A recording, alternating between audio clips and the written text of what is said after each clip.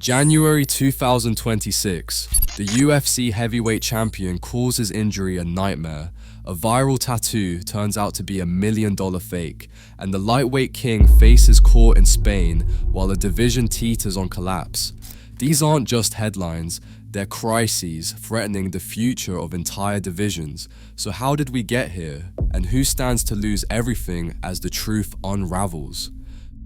Tom Aspinall's world changed in a single round at UFC 321. A double eye poke from Cyril Gane left the heavyweight champion with blurred, double vision, diagnosed as bilateral traumatic Brown syndrome.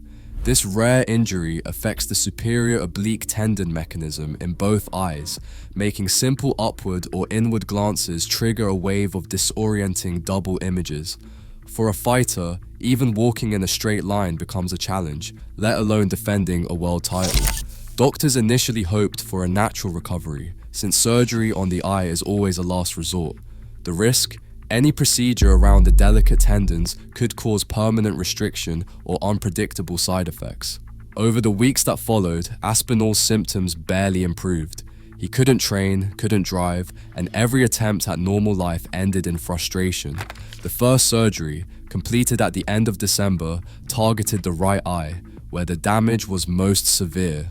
A second operation is scheduled for mid-January, aiming to restore proper movement and end the double vision for good. Aspinall describes the ordeal as a nightmare. With other injuries, treatment is straightforward, but with the eyes, every decision carries uncertainty. The timetable for recovery remains a mystery. He's made it clear, until his vision is fully restored, fighting again isn't even a question. The heavyweight belt sits idle, and the champion's focus has narrowed to one thing: getting his sight back, no matter how long it takes. Joe Rogan didn't hold back when he addressed Tom Aspinall's situation on his January 2nd podcast with Gable Steveson. His words cut through the speculation swirling online. According to Rogan, the reality is grim. Tom Aspinall still can't see. He's got a fucked up right eyeball still. The reality is, he might not ever fight again. Rogan's take landed hard, especially as rumors spread that Aspinall was exaggerating his injury.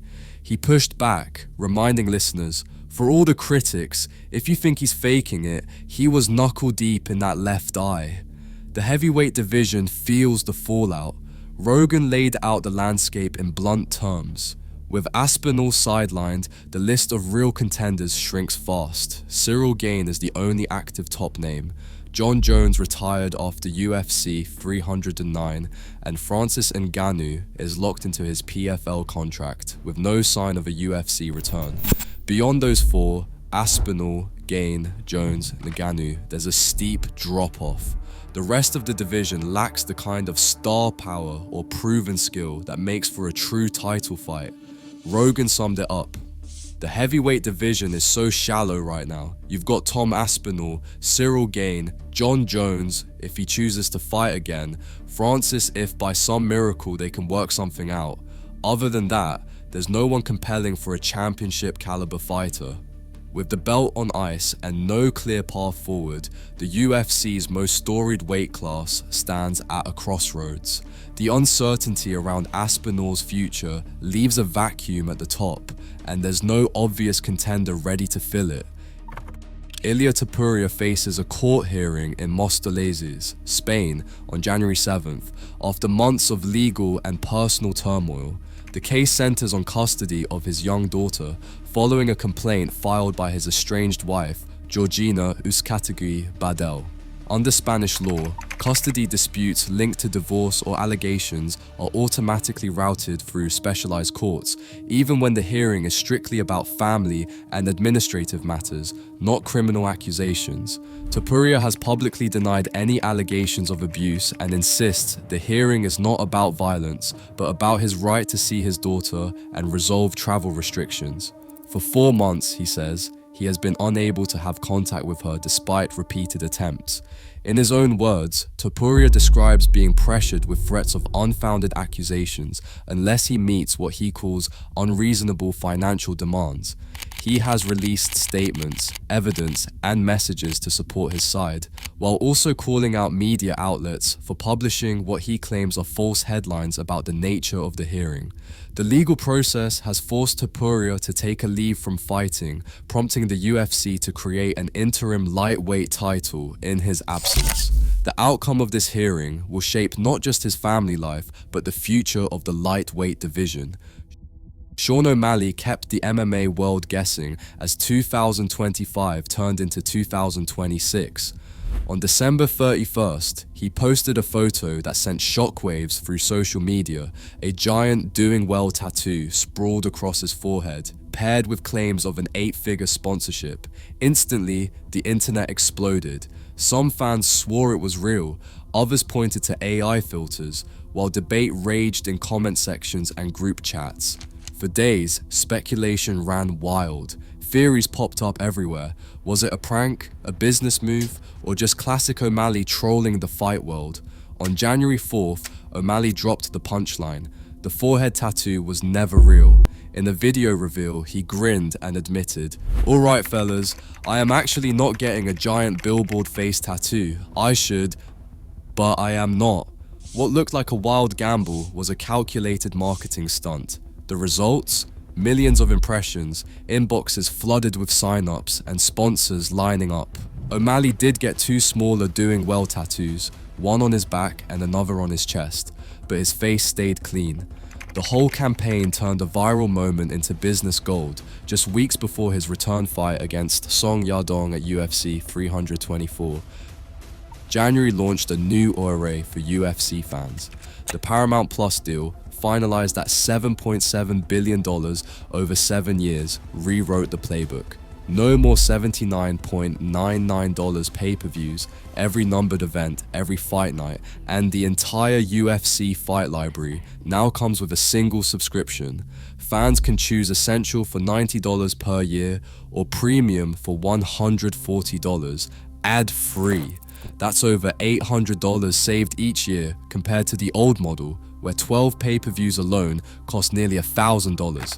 The shift isn't just about streaming, it's about making the sport accessible to more people than ever before.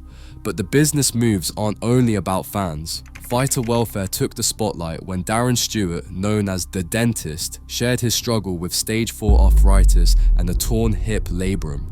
After burning through his savings and launching a GoFundMe in November, Stewart's story caught the UFC's attention. The promotion reached out directly and committed to fully funding his hip surgery. Stewart described the moment as overwhelming, saying he nearly broke down in tears after learning the news. For a fighter who once fought on the sport's biggest stage, the gesture offered a lifeline and a reminder that sometimes the UFC steps up for its own. UFC 324 is set to deliver one of the most electrifying main cards in recent memory on January 24th. The spotlight lands first on the interim lightweight title fight, Justin Gaethje versus Paddy Pimblett. Gaethje, entering his 6th UFC title bout, faces a surging Pimblett making his first appearance at this level. The matchup isn't just about the belt, it's a collision of styles and personalities, with Gaethje determined to play the spoiler. He's not shy about his intentions, saying, "I know that fans probably want Paddy and Ilia like they wanted Tony and Khabib, and I'm gonna fuck it up, and that's my job." Just beneath the headline, Kayla Harrison returns to defend her bantamweight crown against Amanda Nunes, who comes out of retirement for what Dana White calls the biggest women's fight ever. Sean O'Malley, fresh off his viral marketing stunt, looks to get back in the win column against Song Yadong. Alexa Grasso takes on Rose Namajunas in a pivotal flyweight clash, while Arnold Allen meets Gene Silver at featherweight. Rounding out the main card, Umar Nurmagomedov faces Davison Figueiredo in a bantamweight title eliminator. Every fight on this lineup carries real stakes, and with the Paramount Plus era now in full swing, the world will be watching as new storylines take shape. In a sport built on resilience, the stakes keep rising inside and outside the cage. Careers, reputations, and even families hang in the balance. As real consequences unfold in real time, every headline today shapes the fights and futures we'll debate tomorrow. Drop your take in the comments below.